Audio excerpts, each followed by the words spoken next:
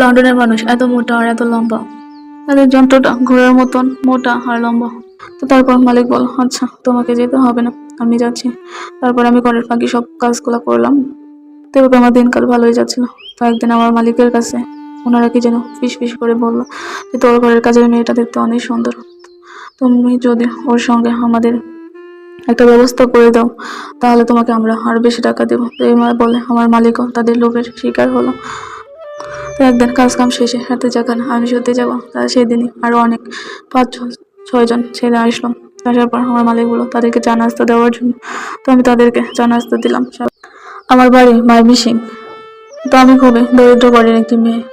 তো সংসারে সব সময় অভাব অনটন লেগেই থাকতো। তো আমার পার্শ্ববর্তী গ্রামেরই এক বোন সিলেটে থাকতো। তো সিলেটে থাকায় তিনিও একটা বাড়িতে কাজ করতেন। তো হঠাৎ সে একদিন বাড়িতে আসার পর আমাদের বাড়িতে আসলো। এসে আমার মা বাবাকে বললো, আপনাদের সংসারে তো অনেক অভাব আর অনটন, এভাবে থাকার চাইতে আপনি যদি আপনার মেয়েকে আমার সঙ্গে সিলেটে পাঠিয়ে দেন তাহলে হয়তো একটা বাসায় কাজ করলে ওরও খাওয়ার কোনো চিন্তা থাকতো না, বা আপনারও একটু সাহায্য সহযোগিতা হতো, আপনারাও ওর বেতন দিয়ে কিছুটা হলো চলতে পারতেন। তো প্রথমে আমার মা বাবা রাজি হচ্ছিল না দেওয়ার জন্য। আমরা যেভাবেই থাকি না কেন বাড়িতে আছি সেটাই ভালো। মেয়েরা দূরে চলে গেলে মানুষের খারাপ কথা বলবে, গরিব হয়েছে তাতে কি হয়েছে, আমাদের তো ইজ্জত শরমের ভয় আছে, কারণ মেয়ে বড় হচ্ছে, মেয়েকে তো বিয়ে দিতে হবে। তো এই বলে অনেক চিন্তা ভাবনা করার পরেও আমার মা বাবা রাজি হলো না। তো আমিও যেহেতু সংসার বড় মেয়ে এবং অভাব অনটন, আমারও তো কিছুটা দায়িত্ব আছে।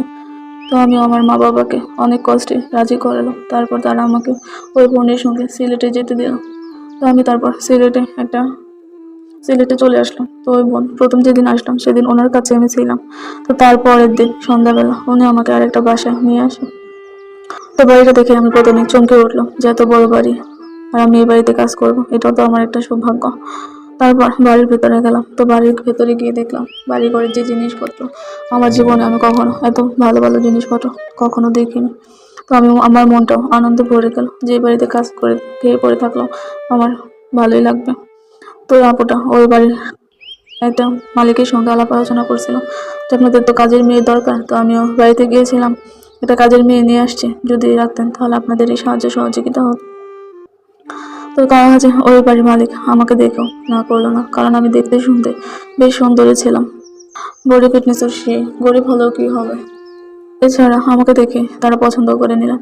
তারপর মালিক বললেন, আচ্ছা ঠিক আছে তুমি যাও। তারপর আমি ওই বাড়িতে কাজ করতে লাগলাম। তো আবার ওই আপুটা আবার পরের দিন আসলো, আসে জিজ্ঞাসা করলো, আমি যে আপনার বাড়িতে একটা মেয়ে রেখে গেছি, তো ওর বেতন কত দেবেন। তো আমাকে 5,000 টাকা মাসে বেতন দিত। তো বাড়িতে সবসময় টাকা দিতাম, আর আমিও আনন্দ সহিতে এই বাসায় কাজ করতাম, কারণ এত ভালো ভালো খাবার এত ভালোবাসা আমার কখনো দেখিনি। তো তাদের সব আত্মীয় স্বজন বিদেশে থাকতো, বিদেশ বলতে লন্ডনে থাকতো। তো ওরা প্রায় সময় আসা যাওয়া করতো। তো লন্ডনের মানুষ দেখতো বেশ সুন্দরী লম্বা। তো হঠাৎ একদিন আমার বাড়ির মালিকও সিদ্ধান্ত নিল যে তারাও লন্ডনে চলে যাবে। সিলেটের থেকে ওইখানের পরিবেশ নাকি আরো ভালো বাসা বাড়ি। তো আমাকে জিজ্ঞাসা করলো, তুমি কি আমাদের সঙ্গে যাবে। তো আমি বললাম আমি আমার মা বাবার কাছে জিজ্ঞাসা করিনি। তো আমি বাড়িতে ফোন দিয়ে বললাম, বাবা আমি তো ওনাদের মালিকের সঙ্গে লন্ডনে চলে যাব।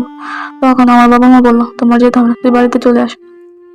তো আমি তাদের কথায় কান দিলাম না, যেহেতু সংসারের অভাব অনটন, বাড়িতে গেলে কি আর খাবো, তার চাইতে তাদের সঙ্গে যদি লন্ডনে চলে যাই তো ভালো থাকবো। এখানে যে পরিবেশ ওইখানে যদি আরো ভালো পরিবেশ হয় তাহলে আরো বেশি হয়তো বেতন পাবো, আর ভালো কিছু দেখতে পারবো, খেতে পারবো। তো এই চিন্তা করে আমি নিজেই সিদ্ধান্ত নিলাম। সেদিন আর মা বাবার কথা শুনলাম না। তো তাদের সাথে আমিও লন্ডনে চলে গেলাম। তো আমিও লন্ডনে চলে আসলাম, জীবনের প্রথম প্লেনে উঠলাম। তো ভালোই লাগছিল।